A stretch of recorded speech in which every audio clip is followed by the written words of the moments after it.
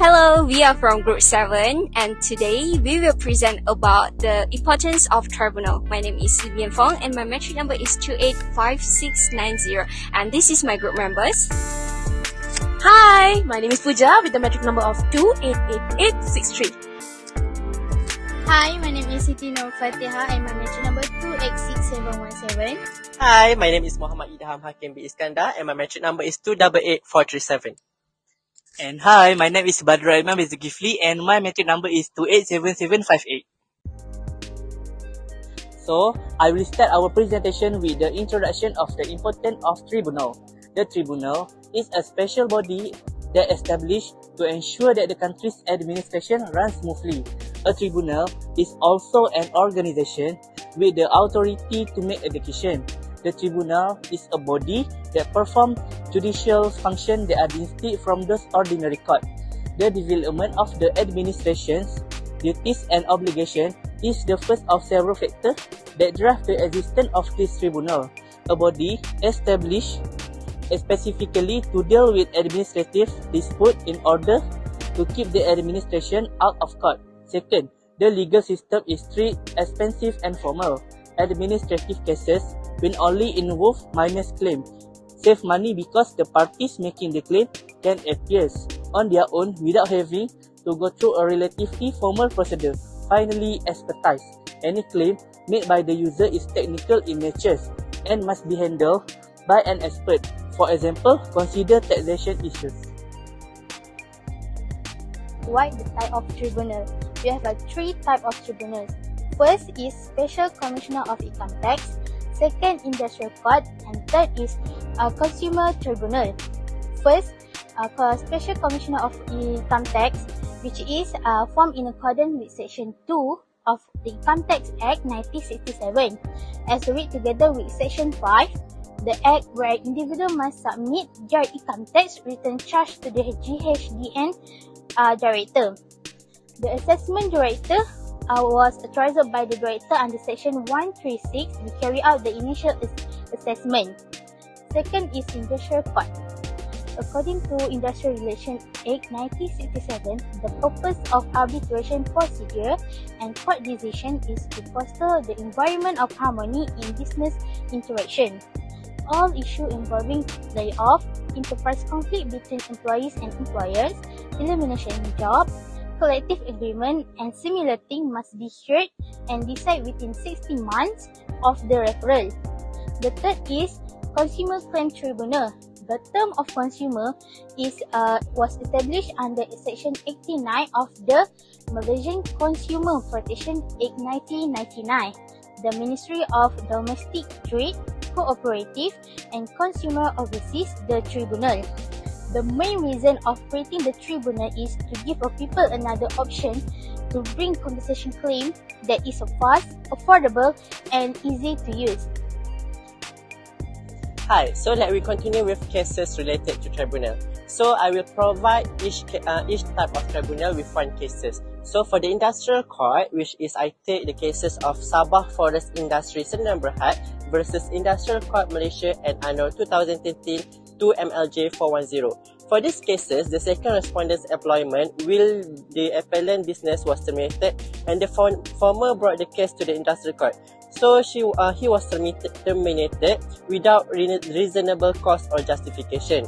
So for that, at the end of the cases, the appellant corporation was directed to pay the second respondent back wages from the date of his dismissal to the last date of hearing, but only for 24 months, as well as compensation of 1 month's salary for each completed year of service. So for the second type of tribunal, which is Special Commissioner of Income Tax, which is I take the cases of Government of Malaysia versus Muhammad Najib bin Haji Abdul Razak on 2020, 12 MLJ 580. For these cases, several lands were purchased by the respondent between 1975 and 1979, but the lands were sold. So the plaintiff sought summary judgment on its claim that about 1 million ringgit Malaysia that the defendant did not pay or failed to pay between 2011 to 2017. But among these difficulties is that the defendant is Malaysian Prime Minister and also the finance minister at the time. And he also received considerable gift from an Arab donor for both political and personal reasons, which were not taxable under the Income Tax Act of 1967. So for the last type of tribunal, which is Consumer Claims Tribunal, so I picked the cases of Hazlinda binti Hamzah versus Kuman Method of Learning Center 2006, which is the respondent was a tutor. The appellant packed it with her 3 children. However, she was dissatisfied with the respondent's services. So at the end of these cases, the Judicial Commissioner overturned the tribunal decision because it failed to provide written reasons for its decision in compliance with Section 114 of the Consumer Protection of 1999. So, as we know, tribunals play a crucial role in the Malaysian legal system, serving as a specialized judicial bodies that handle specific types of dispute. So let's see what is the importance of the tribunals in Malaysia. So first, Special Commissioner of Income Tax to unbiased dispute resolution. Secondly, Industrial Court to uphold fairness and do what is right in light of reason and the facts of the case. Thirdly is Tribunal for Consumer Claims Malaysia, which to provide a simple, quick and low-cost alternative forum to civil courts for customer to seek redress for any products or services purchased, to hear and judge complaints in a fair and just way, as well as to develop consumer protection laws. So the rationale of these 3 tribunals is efficiency and speed, which all the tribunals aim to resolve dispute in a timely and expenditure manner. So we can conclude that all the establishment of each tribunals that has been mentioned serves several rational and hold significant importance, which contribute to a more accessible and efficient legal system. If an individual or organization refuses to follow a tribunal judgment, they may face legal and financial penalties. Here are some of the outcomes that are probable.